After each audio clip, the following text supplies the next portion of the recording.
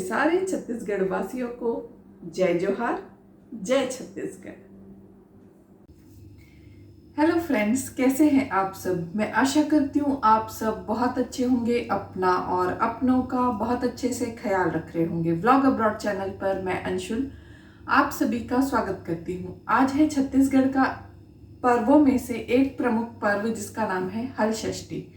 इसको कमर छठ भी बोलते हैं और छत्तीसगढ़ में इसको बहुत धूमधाम से मनाया जाता है। आज है 17 अगस्त और कल 16 अगस्त को जो लोग ये व्रत करते हैं उन्होंने उपवास रखा होगा और आज उसका पालना करेंगे। क्योंकि मैं जैन हूँ, हम लोगों में ये व्रत नहीं करते हैं, पर क्योंकि हम छत्तीसगढ़ के निवासी हैं तो इस व्रत के बारे में थोड़ी बहुत जानकारी है। और हमारा परिवार करीब 100 साल से जो सामग्री होती है हल षष्ठी की पूजा के लिए उसको फ्री ऑफ कॉस्ट लोगों को देता है। तो मैंने सोचा कि जब हमारे परिवार से ये चीज़ होती ही है तो क्यों ना आप लोगों के साथ भी मैं अपनी यादें और अपना एक व्लॉग आप लोगों के साथ इस हल षष्ठी के पर्व के बारे में शेयर करूं। हमारा एक मेरे पापा की कजिन है। हम लोग ऐसा कजिन वगैरह नहीं बोलते हैं, हम लोग सबको चाचा जी और उनके बच्चों को अपना भाई ही बोलते हैं। कजिन वाला सिस्टम हमारे परिवार में तो नहीं है। बहुत सौहार्द है हमारे परिवार में और भगवान करे ये प्रेम लगाव हमेशा बना रहे। तो मेरे जो वो उनकी जो शॉप है उसका नाम है मुन्नालाल रतनचंद फर्म। तो उनका बहुत सारा बिजनेस है, तो उसमें से एक किराना शॉप भी है। तो उसमें वो लोग 100 साल से पीढ़ी दर पीढ़ी, जैसे जो मेरे पर दादाजी थे, फिर हमारे दादाजी वाली पीढ़ी, फिर वो चाचा जी, अब उनके बच्चे भी, चाचा जी भी हैं और उनके बच्चे भी भैंस का दूध, घी और दही ये जो है सब लोगों को फ्री ऑफ कॉस्ट देते हैं। तो उसका वीडियो भी है, आप लोग देखिएगा एंड तक। तो ये एक परंपरा हमारे परिवार में चली आ रही है और नई पीढ़ी भी, हमारी पीढ़ी भी उस चीज़ को बहुत ही हर्षोल्लास के साथ कर रही है। इस बात की बहुत खुशी। नहीं तो आजकल लोग तो पुराना छोड़ते जाओ और नया पकड़ते जाओ वाला हिसाब है, पर मेरे जो भाई हैं वो लोग भी इस जो हमारे परिवार की परंपरा है उसको आगे बढ़ा रहे हैं। तो आप लोग वीडियो देख लीजिए और फिर मैं हल षष्ठी के बारे में आप लोगों से और भी कुछ बातें करना चाहूँगी। ये मेरे चाचा जी और भाई हैं और इन लोग बहुत अच्छा लगता है देखकर कि कैसे अपनी परंपरा को आगे बढ़ा रहे हैं और इतने सारे लोगों को इतनी पूजा के लिए ये लोग सामग्री फ्री ऑफ कॉस्ट देते, तो इनके भी पुण्य में कितना बढ़ोतरी होता है। और मैं तो देखिए साल दर साल इनका पुण्य और भी आगे बढ़ता ही रहेगा। और देखिए इतने सारे लोग आते हैं, और सुबह से इन लोग ये वितरण में लग जाते हैं। और जितने लोगों को पता चलते जाते, पहले तो इतनी ज़्यादा रश नहीं रहता था, जैसे जैसे लोगों को पता लगने लगा और भी ज़्यादा लोग आते हैं और अपनी पूजा का सामान लेकर जाते हैं। बहुत अच्छा लगता है ये सब देखकर, खुशी होती है। भले ही हम ये त्यौहार ना मनाते हों, पर किसी का पूजा में सहयोग करना भी बहुत बड़ी बात होती है।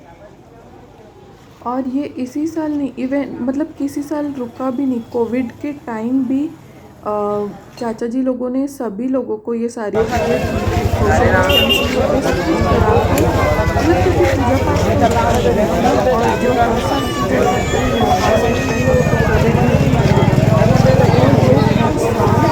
लोग देते हैं। और ये हमारे घर का सबसे बड़ा है, इसका नाम लक्ष्य है। ये भी मेरे ये वाला जो चाचा जी इनका सबसे बड़ा बेटा है, ये भी मेरा भाई ही है। और ये सेकंड नंबर वाला बेटा है, इसका नाम चंकी है, अक्षय नाम है पर हम सब इसको चंकी बोलते हैं। और बहुत टैलेंटेड है ये लोग। जहाँ तक मेरा नॉलेज है, हल षष्ठी के दिन भगवान श्री कृष्ण के जो बड़े भाई हैं बलराम जी, उनका बर्थ हुआ था, इसलिए भी हल षष्ठी का पर्व मनाया जाता है। और एक मुझे नहीं पता कि इसका पुराण में कितना उल्लेख है, पर ये लोक कथा है, शायद मैंने भी कहीं से पढ़ी है, पर मुझे जो पता है मैं वो आप लोगों के साथ शेयर कर रही हूँ। तो आप लोग को भी अगर इस बारे में नॉलेज हो तो मुझे कमेंट बॉक्स में बताइएगा, और अगर मैं कहीं गलत जा रही हूँ तो वो भी कमेंट करके ज़रूर बताइएगा। तो लोक कथा ये है कि एक जो ग्वालिन होती है वो प्रेग्नेंट होती है, और उसका मतलब बिल्कुल डिलीवरी का टाइम आ गया होता है, पर उसके पास दही भी होता है और दूध भी होता है। तो उसको लगता है कि अगर डिलीवरी हो गई तो फिर ये सारी चीज़ें वेस्ट हो जाएगी, तो मुझे ये चीज़ सेल कर देनी चाहिए। उसको लेबर पेन भी हो रहा होता है, लेकिन फिर भी वो सेल करने के लिए निकल जाती है सिर पर वो दूध और दही लेकर। फिर रास्ते में उसका लेबर पेन बहुत ज़्यादा बढ़ जाता है, तो वो वहाँ पे बच्चे को जन्म देती है, और उस बच्चे को वहीं छोड़कर पेड़ के नीचे रखकर सुरक्षित रखकर वहाँ से चली जाती है गांव में जाकर, क्योंकि हल षष्ठी थी। तो उसको लगा कि आज मैं ज़्यादा प्रॉफिट कमा सकती हूँ। तो उसने जो गाय वाला दूध था वो लोगों को बोला कि नहीं, ये तो भैंस का ही है, भैंस का ही है, ऐसा करके सबको दूध और दही बेच दिया। और फिर उसी बीच ये होता है कि जहाँ पे वो बच्चा होता है वहाँ पर एक मतलब फार्म भी होता है। तो जो फार्मर होता है वो अपना हल चला रहा होता है, तो जो हल होता है ना, जिसे वो जमीन खोदते हैं, तो वो ये वाला जो हिस्सा होता है ना वो बच्चे के पेट में लग जाता है। तो बच्चा बहुत गंभीर रूप से घायल हो जाता है। पर ये देखकर उस किसान को बहुत दुख होता है। तो वो वहां पे जो कांटे वाली झाड़ियां थी उसी से बच्चे के पेट की सिलाई कर देता है, और उस बच्चे को वहीं सुरक्षित रखकर चला जाता है। फिर वो जो ग्वालिन है अपना दूध दही बेचकर वापस आती है, और उसको लगता है आज मैंने बहुत प्रॉफिट कमाया है। और जब वो बच्चे के पास देखती है तो उसको मतलब बच्चा उसको मरा हुआ लगता है, और उसको समझ में आ जाता है कि जो मैंने छल किया है लोगों के साथ, कि गलत उनको बोलकर मैंने ये चीज़ें बेची हैं। तो वो फिर से गांव में जाती है और सबसे सॉरी बोलती है, और बोलती कि ऐसा मैंने गलत किया है, तो आप सब मुझे माफ़ कीजिए। तो जो लेडीज़ जिन्होंने व्रत रखा हुआ था वो उनके दिल में भी दया भाव आता है, और उस ग्वालिन को वो लोग माफ़ कर देती हैं और आशीर्वाद देती हैं कि तुम्हारा भला ही होगा। फिर वो वापस उस बच्चे के पास आती है तो वो बच्चा जिंदा होता है। मतलब इस कहानी से ये है कि अगर आप किसी को दे भी रहे हैं कोई पूजा के नाम से, तो जो चीज़ रिक्वायरमेंट है पूजा की, भैंस का दूध या गाय का दूध, वही देना चाहिए, झूठ वगैरह बोलकर नहीं देना चाहिए।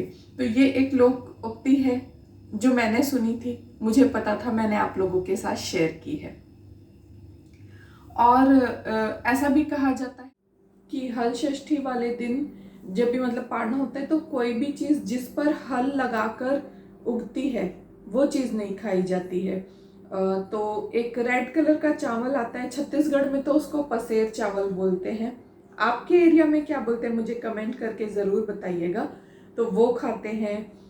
मतलब इस तरह मतलब माँ अपने बच्चों के लिए कितना कुछ करती है, और मेनली ये व्रत बच्चों की दीर्घायु के लिए ही किया जाता है। तो मतलब मैं ये कहना चाहती हूँ कि माँ अपने बच्चों के लिए कितना करती है, और सारे व्रत जो हैं वो लेडीज़ के लिए है। मैंने आज तक ऐसे नहीं सुना कि पत्नी की लंबी आयु के लिए कोई स्पेशल व्रत हो। मतलब करवा चौथ भी है तो वो तो लेडीज़ करती है ना, जेंट्स के लिए। या ऐसा कोई व्रत हो जो मतलब ये हो कि बच्चे करें अपने माँ बाप की लंबी आयु के लिए, उनके अच्छे स्वास्थ्य के लिए। पता नहीं क्यों ऐसे कोई व्रत क्यों नहीं है, काश ऐसे भी कोई व्रत होते। तो हमारा जो देश है पर्वों, महापर्वों, व्रत, उपवास और हर त्योहार को हर्ष उल्लास से मनाने वाला देश है। तो अच्छा लगता है अपने देश, अपने संस्कृति के बारे में जानना, और उसे जो मेरा थोड़ा बहुत नॉलेज है वो आप लोगों के साथ शेयर करना। और आप लोगों को मेरा आज का वीडियो कैसा लगा, और हमारे परिवार की परंपरा आप लोगों को कैसी लगी, मुझे कमेंट बॉक्स में ज़रूर बताइएगा। और हमें आशीर्वाद दीजिएगा कि हमारा परिवार पीढ़ी दर पीढ़ी इस परंपरा को जारी रखे। आशा करती हूँ कि आज का व्लॉग भी आप लोगों को ज़रूर अच्छा लगा होगा। अगर अच्छा लगा तो वीडियो को लाइक कर दीजिएगा, चैनल पे नए हैं तो सब्सक्राइब कर दीजिएगा, और वीडियोस पसंद आते हैं तो अपने फ्रेंड्स एंड फैमिली के साथ ज़रूर शेयर कीजिएगा। मैं मिलती हूँ आप सभी से अपने नेक्स्ट व्लॉग में। Till then keep shining and keep smiling.